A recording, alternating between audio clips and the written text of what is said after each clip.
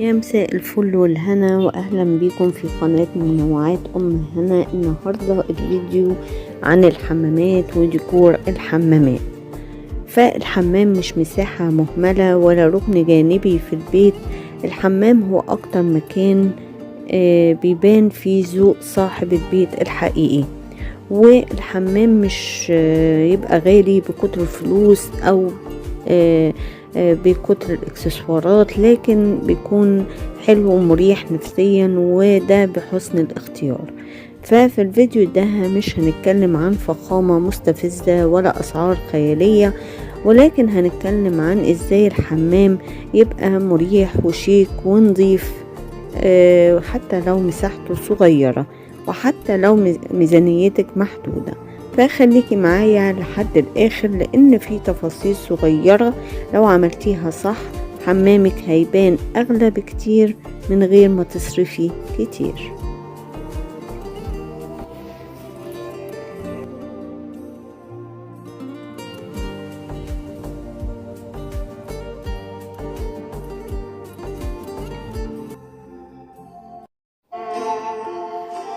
فلسفة ديكور الحمام قبل السيراميك وقبل الخلاط وقبل الاكسسوارات لازم نفهم حاجة مهمة جدا.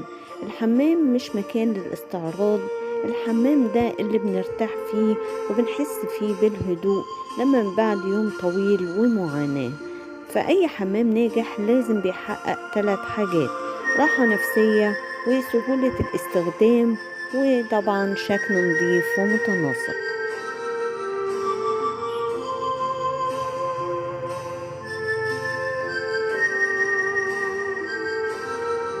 وأسوأ غلطة إنك بتكدسي الحاجات فوق بعضيها والعناصر وتنسي الإحساس.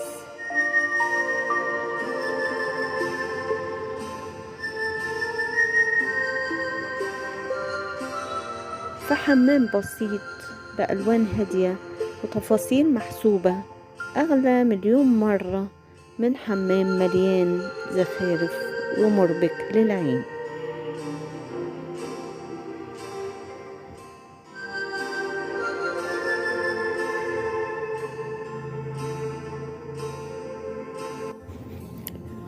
والألوان برضو ليها تأثير كبير جدا في ديكورات الحمامات. فالألوان الفاتحة زي الأبيض والبيج والأوف وايت والرمادي الفاتح بتدي إحساس بالنظافة والوسع والراحة. وبرضو الناس اللي بتحب الألوان الغامقة لكن بحذر، الأسود والرمادي الغامق والكحلي بتنفع بس في حمامات الواسعة أو جدار واحد فقط مع إضاءة ممتازة. فسر الرقي لون واحد أساسي ولون مساعد والخامة مختلفة.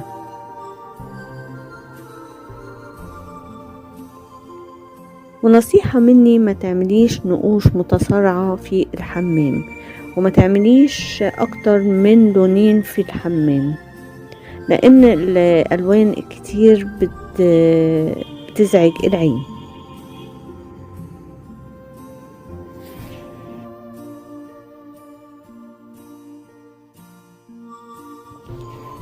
وطبعا السيراميك هو بطل الحمام الحقيقي، بس للأسف اختياره غلط بيبوظ كل حاجة. فحطي في اعتبارك ان السيراميك يكون مقاسه كبير، لان ده بيدي وسع. النقوش الكتير بتصغر المكان. السيراميك المط اللي هو الغير لامع اشيك واهدى. والارضيات الغامقة يعني بس بالنسبة للأماكن الكبيرة بتبقى عملية، لأن هي بتخبي الأوساخ. لكن في المناطق المساحات الصغيرة مش بنفضل الأرضيات الغامقة، لأن هي بتخنق المكان. فلو في حمام صغير وهنعمل سيراميك أبيض سادة وفاصل واحد رخامي بسيط، بيبان أفخم من حمام تاني سيراميكه أغلى بس ألوانه كتير.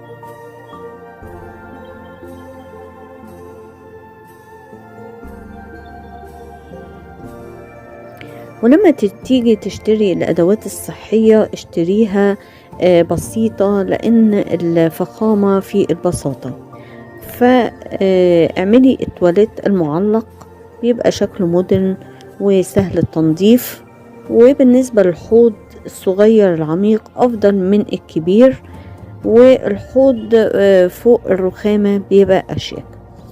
والخلاطات بقى هاتيها يا إما الأسود المط أو الذهبي الهادي أو كروم البسيط. اختاري تصميم واحد، يا مودرن يا كلاسيكي، وما تخلطيش المودرن مع الكلاسيك.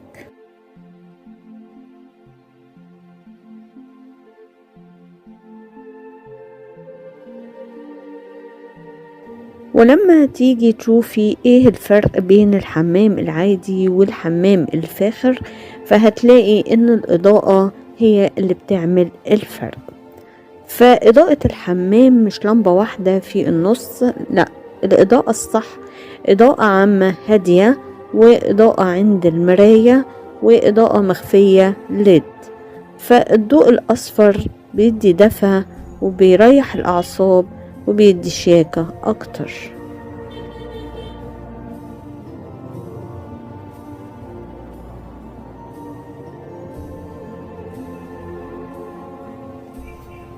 وفي سر بقى بيضاعف المساحة لو المساحة صغيرة، وهي المرايات.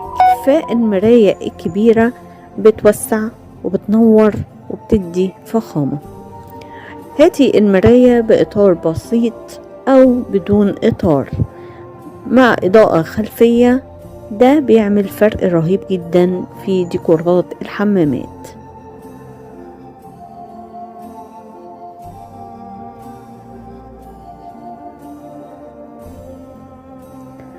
وبالنسبة للتخزين الذكي، فالحمام المنظم بيبقى حمام شيك. فاعملي وحدات تحت الحوض وأرفف مخفية، وحطي سلال بسيطة، وما تكدسيش الحاجات في الحمام. فكل حاجة بيكون ليها مكان، وكل مكان ليه الحاجة بتاعته اللي بيتحط فيها.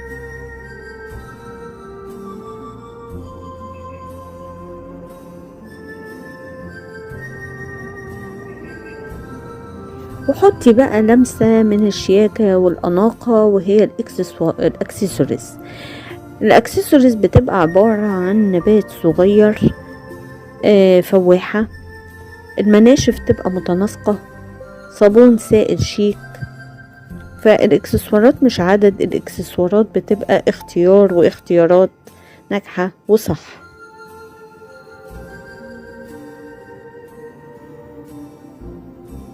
وطبعا الحمامات الصغيرة جدا محتاجة ذكاء عشان ننسق المساحة صح.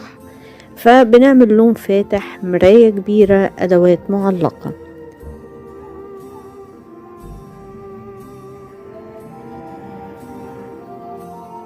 فالحمام الصغير محتاج مننا شوية ذكاء والتصميم الصح، لأن التصميم الغلط في الحمام الصغير بيطلع شكل غير مرغوب فيه.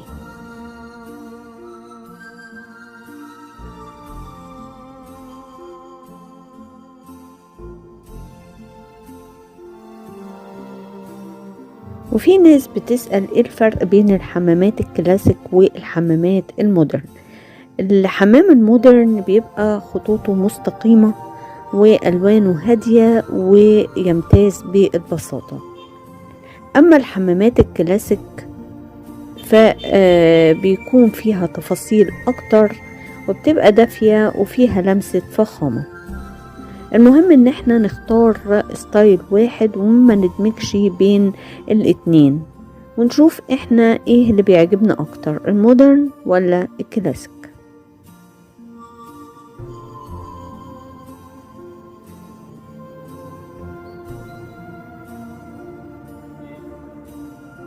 وطبعا النظافة دي جزء من الديكور، فأنظف حمام هو أجمل حمام. ودايما بنختار التصميم اللي سهل في تنظيفه. فقبل ما تشتري أي حاجة شوفي خامتها سهلة في التنظيف ولا لأ. فالتصميم اللي سهل تنظيفه هو التصميم الأذكى.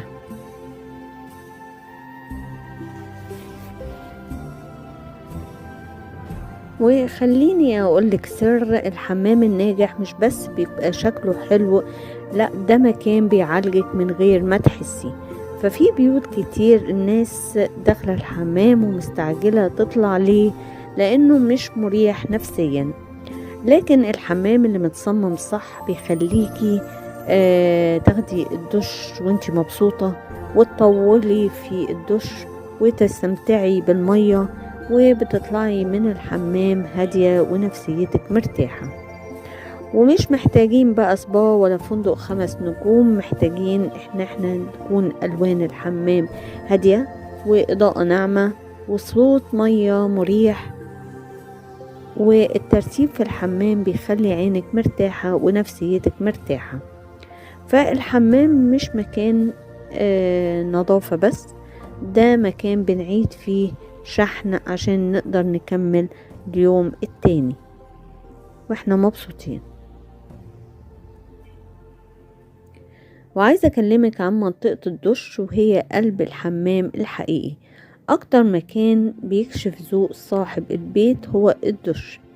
فالدش العصري بيبقى زجاج شفاف بدون نقوش، فريم اسود او بدون فريم، وبلاعة لاين درين. وأرضية الدش بتبقى ما بتزحلقش ولون أغمق سنة، ونفس خامة الأرضية العامة أو مكملة ليها.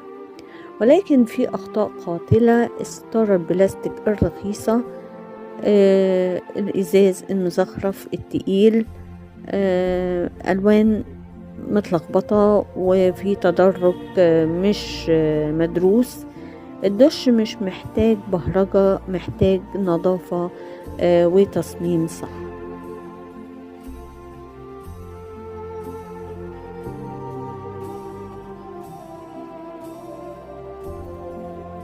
وبالنسبة للرخام والخامات الطبيعية، مش لازم يكون طبيعي، المهم انه يكون شيك ويدي احساس بالفخامة والنظافة. وممكن يكون بورسلين رخامي، اعمليه بمقاس كبير ولون هادي بيدي فخامة اعلى من الرخام الطبيعي لو هو في عروق كتير يعني. الخامات اللي حلوة: الحجر الهادي، الخشب المعالج، الخرسانة الناعمة. فخامة واحدة صح أحسن من 5 خامات غلط.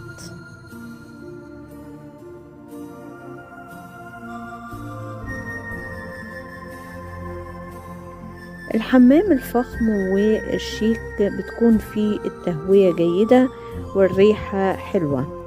فالحمام اللي ريحته حلوة بيبان نظيف حتى لو بسيط. فدايما خلي الشباك مفتوح وتهوية، او حطي شفاط قوي وده ضروري جدا. في ناس كتير بتهمل الموضوع ده، لكن بيبقى ضروري جدا في الحمام. وفي ناس بتعمله لما تولع النور الشفاط بيشتغل، وده حلو جدا. وحطي فواحات طبيعية ودي لمسة من الذوق. وبلاش المعطرات التقيلة والروايح اللي بتخنق، فالريحة جزء من الديكور زي اللون بالظبط.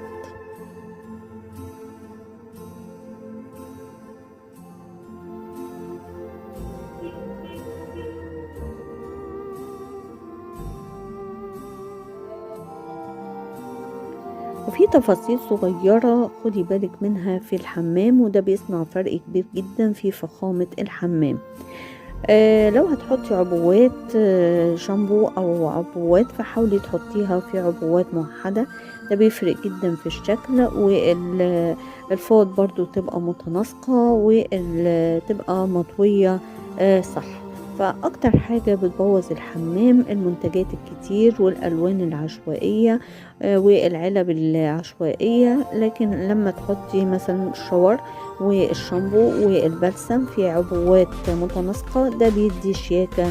والفوط برضو بتبقى بلون واحد، ومنها فوط صغيرة وفوط أكبر شوية لحد البشكير، ده بيدي شياكة وكأنك في فندق 5 نجوم.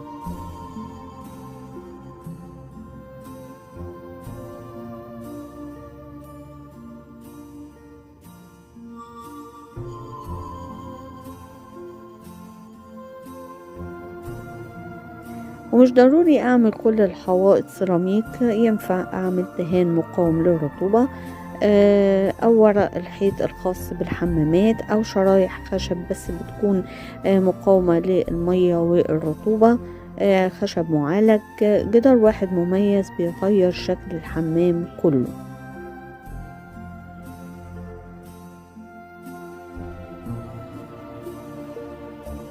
وطبعا لازم نهتم برضو لو عندنا حمام الضيوف، فالانطباع الأول بيدوم. فحمام الضيوف هو واجهة للبيت، مش محتاج بقى دش ولا وحدة تخزين، بس محتاج حوض شيك، مراية مميزة، وإضاءة مختلفة. فحمام الضيوف ينفع ان انتي تحطي فيه الوان ولمسات جريئة بسيطة عن باقي البيت. وطبعا تصميم الحمام ده بيرجع حسب شخصية صاحب البيت. فلو شخص هادي هيختار الوان ناعمة، لو شخص جريء هيعمل الوان متباينة وواضحة، لو شخص عملي بيبقى التصميم بسيط. فأنجح حمام هو الحمام اللي بيبقى شبه صاحب البيت، مش شبه الكتالوج.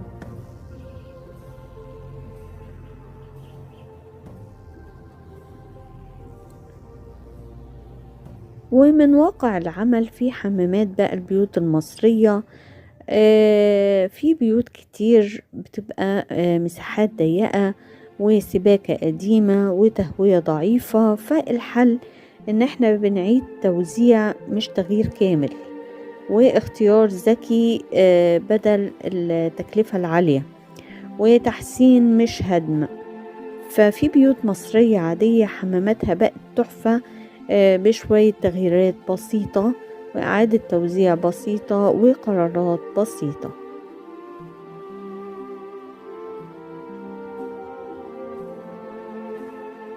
ولازم الحمام يتميز بالأمان والراحة، فنحاول بقدر الإمكان إن احنا نعمل أرضيات ما بتزحلقش عشان كبار السن والأطفال،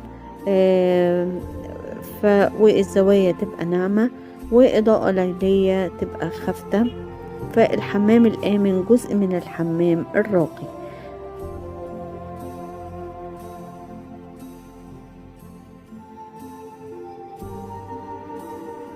والسؤال هنا ازاي اعمل حمامي يبدو اغلى من حقيقته.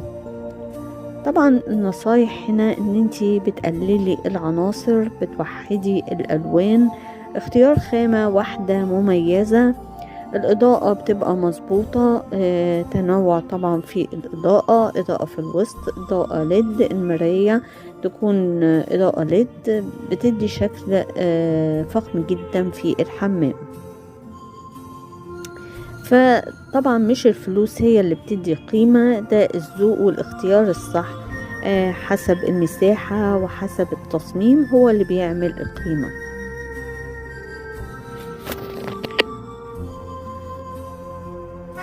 ولازم الحمام يتناسب مع روتين الحياة اليومية. فخلينا كده نتكلم بصراحة، احنا مش بنستخدم الحمام مرة في اليوم، ده اكتر مكان بندخله ونطلع منه في الصبح وانتي لسه صاحية ونص نايمة.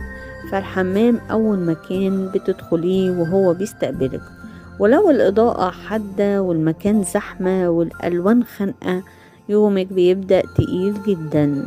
وبتبقي مزاجك مش مظبوط. لكن الحمام المصمم صح بيصحيكي بهدوء ومش بصدمة. عشان كده إضاءة صباحية ناعمة ومراية واضحة وسطح فاضي من الزحمة يديكي راحة، والراحة هنا مش رفاهية، دي تنظيم حياة.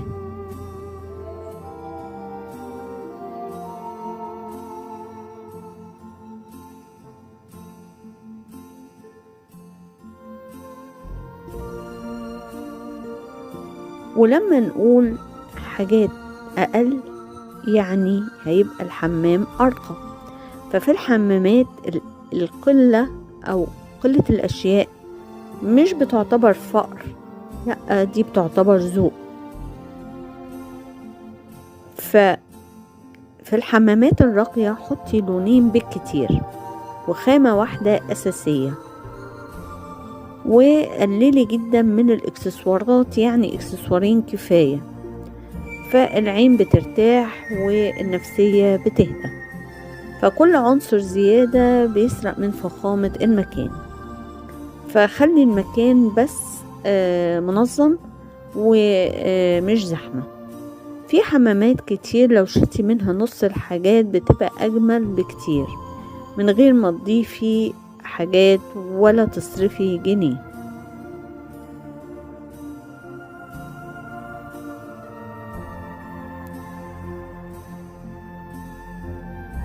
وطبعا الصوت تفصيلة محدش بياخد باله منها.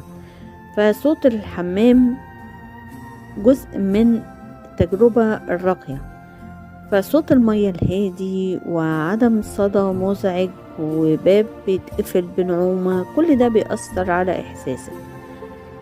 فالخلاطات الرديئة والشفاط العالي الصوت والمية المزعجة ده كله بيكسر هدوء المكان.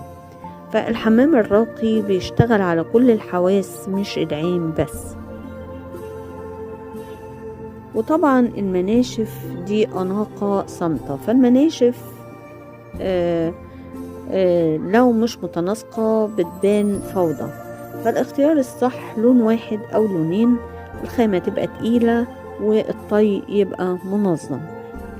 فلو منشفة متعلقة صح ممكن تدي إحساس فندقي أكتر من أي ديكور غالي.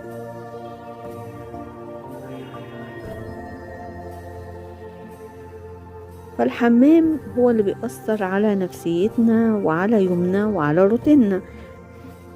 ففي نص الليل وانت داخلة الحمام آخر حاجة محتاجاها. فالإضاءة الليلية لازم تكون خافتة ودافية غير مباشرة، ولمبة صغيرة تحت الحوض أو جنب الأرض بتعمل فرق كبير جدا. فالحمام الذكي هو اللي بيريحنا في كل الأوقات. وفي النهاية عايزاكي تفتكري حاجة واحدة بس، إن الحمام مش مساحة مهملة ولا مكان مؤقت، ده ركن شخصي بيجمع بين الهدوء والنظافة والراحة.